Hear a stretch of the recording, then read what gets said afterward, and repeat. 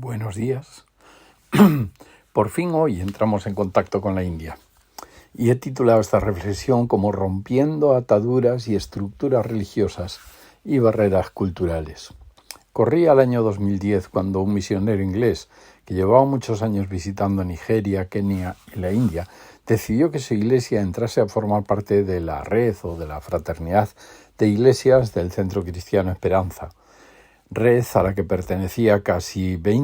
pertenecí yo personalmente casi 20 años antes de venir a vivir a Galicia y con la que mantengo una relación personal de fraternidad al considerar como mis mentores mi pastor en Plotier o mis pastores en Plotier y en Gandía. Por una cuestión de idioma, junto con otro pastor, nos encargaron intercambiar experiencias, especialmente para acompañar a la iglesia inglesa en esa transición de incorporación o de relación especial con el Centro Cristiano Esperanza. Una tarea nada fácil debido a las diferencias culturales entre Gran Bretaña y España. Él nos contó su experiencia también en misiones y especialmente dos grandes carencias que había y sigue habiendo en la India de los intocables. La primera es la falta de líderes con experiencia en plantación de iglesias y la segunda, material para el discipulado. El pastor inglés entendió que nosotros disponíamos de estas dos herramientas y nos propuso iniciar un trabajo misionero. Después volveré a esto. Por tanto, como teníamos un congreso internacional en Argentina en fechas próximas, el fundador del Centro Cristiano Esperanza, Daniel Chamorro, invitó a ambos, al inglés y al pastor que encargamos coordinar nuestra misión en la India, para que asistieran al congreso al que yo también fui invitado. El hindú, aclaro que se le llama hindúes a todos los habitantes de la India independientemente de su religión, pues el hindú un poco cabezón se empeñó en solicitar un visado religioso para entrar en Argentina, a pesar de que le dijimos que eso iba a complicar las cosas y debía entrar como turista, pero ya habíamos comenzado el congreso cuando me llamó desde la India para decirme que ya tenía el visado. Realmente, gracias a pastores argentinos que se movieron en el Ministerio de Asuntos Exteriores.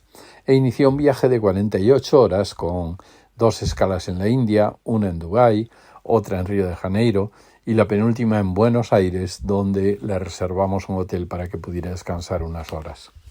En cada uno de los aeropuertos él me llamaba por teléfono para informarme de la llegada y después de la salida. Ya en Buenos Aires a las 4 de la madrugada me llama para preguntarme a qué hora le recogían para tomar el siguiente avión, hasta el aeropuerto final donde ya le recogíamos nosotros en coche. Ya subido al avión me llama para confirmar que todo estaba en orden. Cuando aterrizó en Neuquén no solo nos conocimos personalmente por primera vez, sino que cuando intenta encender su móvil no fue capaz de conectarlo hasta que 10 días más tarde pisó el suelo de la India, pues ni tenía roaming contratado. Es maravilloso ver cómo Dios tiene el control absoluto sobre todo, pues en cada país apagaba y encendía el teléfono y tenía cobertura, hasta que ya no le hizo falta. Subido al avión en Buenos Aires, fue la última vez. Por la noche vino a la iglesia donde estábamos celebrando el congreso y sé que se fue impresionado de la alabanza, la banda de música, el estilo de las canciones y cómo las personas danzaban para Dios.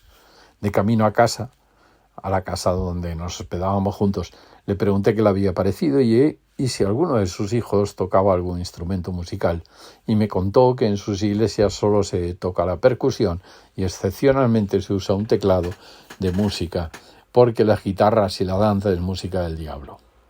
Yo intenté razonar teológicamente, entre comillas, para demostrarle que estaba equivocado, pero no tuve ningún éxito. Por la mañana, mientras yo preparaba el desayuno, me dijo que había soñado que su hijo ese verano, estaba aprendiendo a tocar la guitarra. Por la noche volvimos al congreso y a la entrada nos esperaba un hermano, a quien llaman el gato, que le entregó una guitarra electroacústica y le dijo: Dios me ha dicho que te regale para tu hijo esta guitarra de mi hijo. Los dos nos quedamos sin saber qué decir y de nuevo Dios, a través de un gesto generoso de alguien que ambos desconocíamos, le convenció de su error, basado en tradiciones y ataduras religiosas. Con el pastor principal de la red, o de la fraternidad de iglesias, revisamos el listado que nos trajo de unos 1000 pastores y líderes de iglesias que necesitaban apoyo, especialmente apoyo en formación. Este pastor de la India realizaba campañas evangelísticas en las zonas rurales, en la selva y en aldeas grandes de más de 2000 personas. En estas campañas varias personas entregaban sus vidas a Cristo, pero por falta de formación y de material de discipulado, junto con la persecución de los hindúes, estas personas se desanimaban y volvían al hinduismo. El pastor Chamorro del Centro Cristiano Esperanza acordó organizar un viaje unos meses después para celebrar unas conferencias, motivar y capacitar a los líderes locales y preparar un material de discipulado, que fue recopilando material del Centro Cristiano Esperanza y convirtiéndolo en un manual con 50 lecciones. Se tradujo al inglés y después al telugu, la segunda lengua oficial en la India hablada por los intocables de esa zona, Andhra Pradesh. Ese manual iniciaba con lecciones muy básicas como el nuevo nacimiento, el bautismo, la iglesia, y llegaba a tratar temas como la sanidad interior y la guerra espiritual. Fue el libro que los pastores usaban como bosquejos desarrollados para predicar 50 semanas, o sea, un año. Para muchos pastores era su único libro, aparte de la Biblia, que poseían en su idioma. Una joya para ellos. Más adelante tradujimos el libro Completos en Cristo, también escrito por el pastor Pablo Gravacci del Centro Cristiano Esperanza. Mañana llegaremos a la India y conoceremos quiénes son los intocables y cómo fueron las primeras conferencias de capacitación. Y terminamos hoy con algunas reflexiones para nosotros. La primera es cómo Dios tiene el control de toda situación. Dios permite que suceda lo sobrenatural hoy igual que siempre. Aunque no tengas roaming, Dios hará lo necesario para que todo esté en orden y con propósito.